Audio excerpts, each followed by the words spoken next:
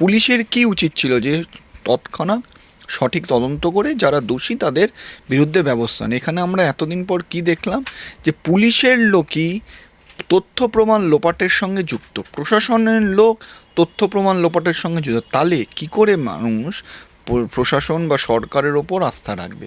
তাই জন্য এই উদ্যোগ। আজকে প্রশাসন নিরপেক্ষ না, আজকে প্রশাসন নিরপেক্ষভাবে কাজ করে না, পুলিশ নিরপেক্ষভাবে কাজ করে না, দলদাসে পরিণত হয়েছে তৃণমূল কংগ্রেসের। তাই জন্যই মানুষের কোনো ভরসা নেই, তাই জন্যই সিপিএমের এই উদ্যোগ এবং সঠিক উদ্যোগ। আচ্ছা, সঞ্জয় রায় যিনি এই আরজি করের ঘটনায় অভিযুক্ত, তিনি তো এখন বলছেন যে ডিপার্টমেন্ট তাকে ফাঁসাচ্ছে, সরকার ফাঁসাচ্ছে। ঠিকই তো বলেছি, কারণ যে ঘটনাটা ঘটেছে সেটা ওই সঞ্জয় রায়ের পক্ষে একা করা সম্ভব না, সেটা প্রথম দিন থেকে আমরা সবাই বলে এসেছি।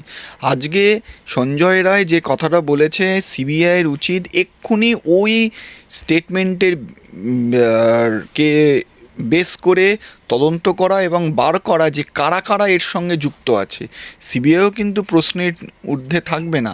এতদিন তো হলো, আজকে সবাই আমরা বলে আসছি এবং এটা যে কোনো মানুষ বলতে পারবে, এর জন্য কোনো স্পেশাল এক্সপার্টিসদের দরকার নেই যে এই যে ঘটনা ঘটেছে, এই নৃশংস অপরাধ, সেটা একজনের পক্ষে করা সম্ভব, কোনো দিনই একজনের পক্ষে করা সম্ভব নয়।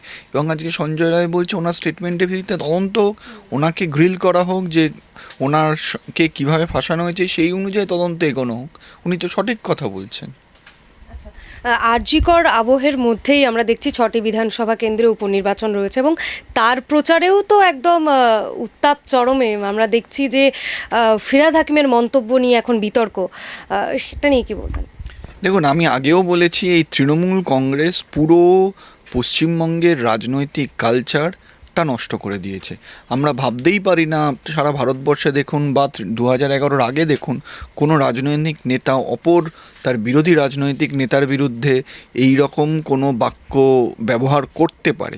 দেখুন, আপনি রাজনীতিতে নামছেন, রাজনীতিতে হার জিত লেগেই আছে, কিন্তু এই যে সৌজন্যতা যদি না থাকে, তাহলে একজন নেতা আরেকজন বিরোধী নেত্রীকে যে ভাষায় তাকে ডেসক্রাইব করছে, সে এর থেকে জঘন্যতম জিনিস আর কিছু হতে পারে না। এবং এতে একটা জিনিস পরিষ্কার যে রাজনৈতিক কালচারটাই এই তৃণমূল কংগ্রেস নষ্ট করে দিয়েছে। তাদের কাছে কালচার হলো ভোট লুট করে গণতন্ত্রকে হত্যা করে ভোটে যেত।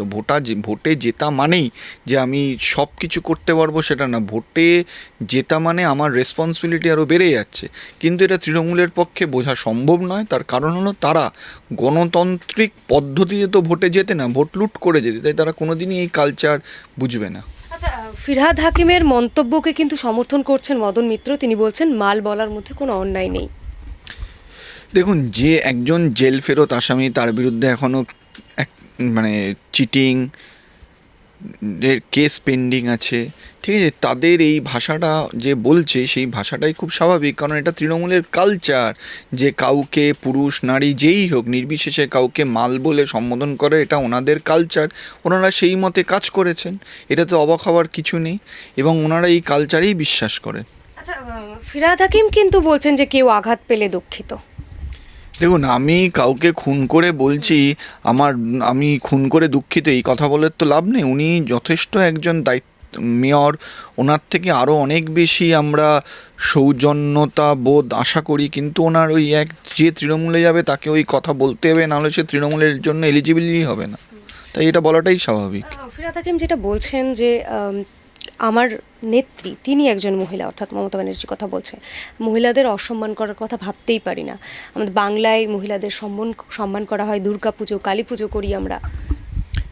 ওনার ওই নেত্রী তো সব থেকে বেশি মহিলাদের অসম্মান করে, রেপ ভিকটিমকে টাকা দিতে চায়, বলে আমি পরিবারকে টাকা দিয়েছি, মানে উনি রেপ ভিকটিমের টাকা নির্ধারণ করেছেন।